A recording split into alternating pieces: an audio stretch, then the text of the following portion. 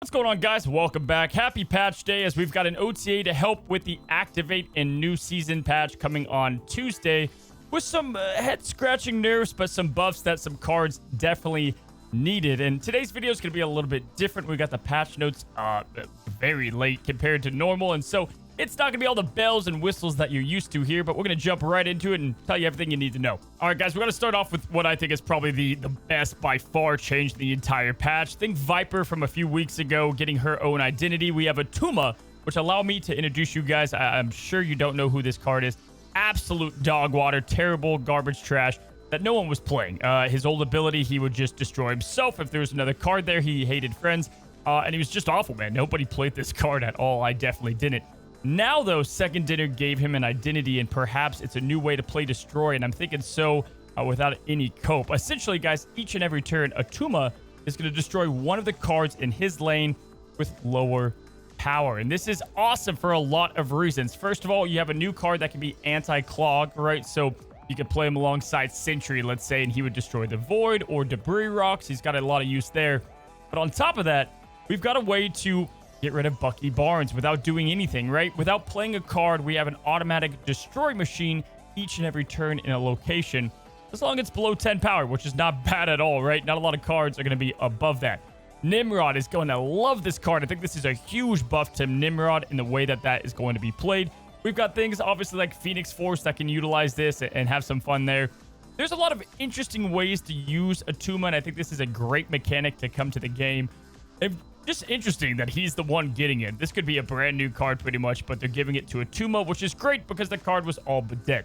All right, for the next biggest change, we have Destroyer going from a 6/16 down to a 6/14. But instead of destroying everything everywhere, he's going to destroy all the cards at the other locations. And so I wish they would have kept him at 16 power. I still think it's a little dangerous here, but they definitely want us to start messing around and seeing how Nimrod, poor phrasing, is going to be used, right? Because we've got Destroyer, we've got Attuma now.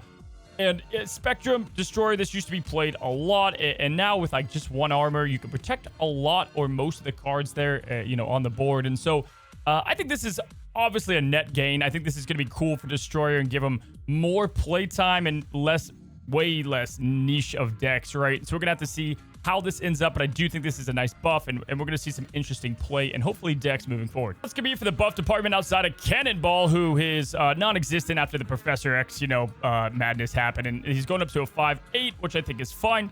This is going to be more impactful when Scream comes out as a card in a couple of months. I think we'll like this more.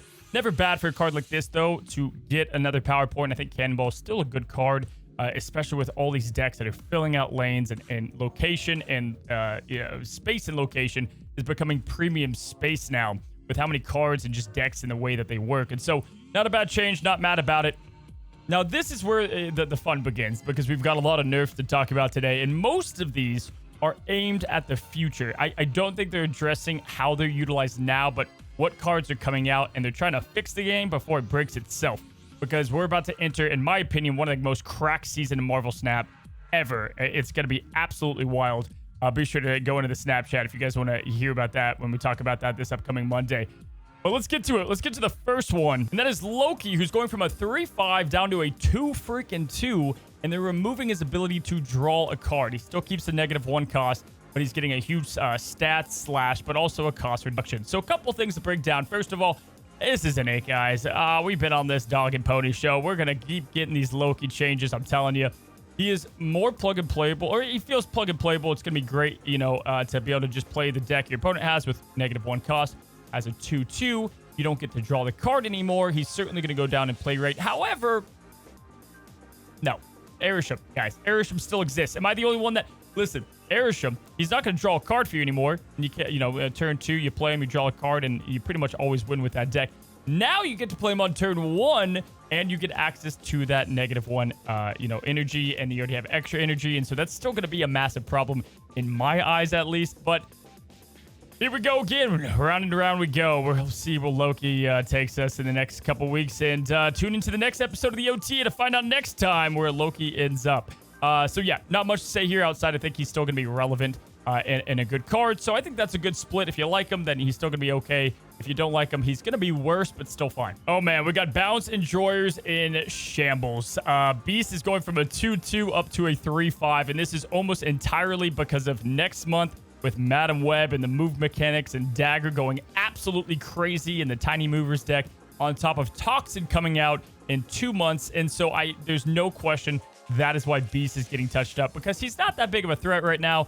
Bounce isn't just like taking over and going crazy at the moment. And so I feel bad for those that like Bounce. It's just an awful thing to happen. I think this is definitely a nerf that's just is trying to fix a problem before it comes, especially when we head into the next week with just some absolute madness. And next month coming with Activate as well as a bunch of other changes. And so new cards are bound to make old cards have to change because of the ways that new mechanics happen. But yeah, this all but kills Bounce, I think, until those cards come out, though, which I think is an L.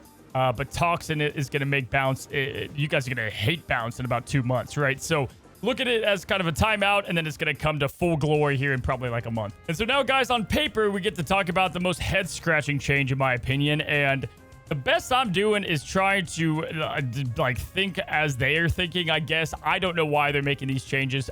Taskmaster, you heard that, is getting nerfed. He's going from a 5-0 to a 6-0.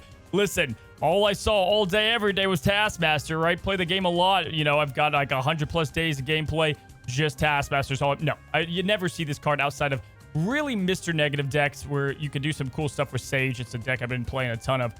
However, this is all, again, probably just to address Madam Web and the crazy season that's ahead of us. Dagger, more specifically, who I thought was going to get touched up in this OTA just to prepare for the season rather than these cards, is definitely the one. Okay, so Dagger and Human Torch, you're going to be able to get these cards to massive power levels, and I think that was their approach, was they didn't want you to be able to, like, bounce it back and then play Human Torch or Dagger. Well, actually, yeah, you can still play Torch, I guess. But they didn't want you to be able to play Dagger for 1 and then Taskmaster. So now he's a 6 cost, which also kills his synergy with Deadpool, and that sucks because that was a really fun deck to play. I don't know, Taskmaster I just didn't think needed the nerf, but I think by what's going to be happening, they did some testing and they realized, like, wow, Taskmaster is extremely broken, and that's probably why they nerfed the card. Just a big L here. And last but not least, we called it. We talked about it. I mean, we knew this was going to happen. Copycat's the second first best card in the game right now as far as stats go. So we knew there was going to be change coming. But the change isn't as big of a deal as I think it was going to be. 3-4 would have been way, way worse for Copycat. Some people are going to be angry. I totally get it. It's a card that you just got. You don't want anything to happen to it. Welcome to Marvel Snap. You must be new here because this happens all the time. And it sucks. I hate it. I disagree with it. Totally on your camp there. But this isn't going to do too much. So essentially, she's going to copy, not steal the ability anymore. Which for the most part, your opponent is not going to get access to that card that she does copy, right? And you still get the intel without having to play her. Still stupid good. Above stat. It's just great. Energy cheat can still be a 3-5 null. All that shenanigans. However, Darkhawk decks using rocks to shuffle. Way worse than that because your opponent can get that card. I'm trying to think of it.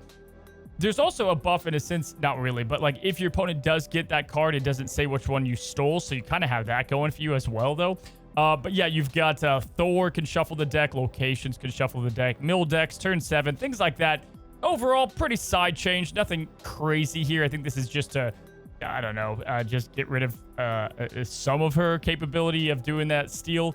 But for the most part, Copycat still really good. Still a 3-5 and definitely one of the best cards in the game. And there you go. There is the patch as we head into a monster next week. I mean, crazy with patch and new season and just crazy new mechanics. So buckle up for that. And if you want to stay informed with all that and get ready for some chaos, go ahead and subscribe down below.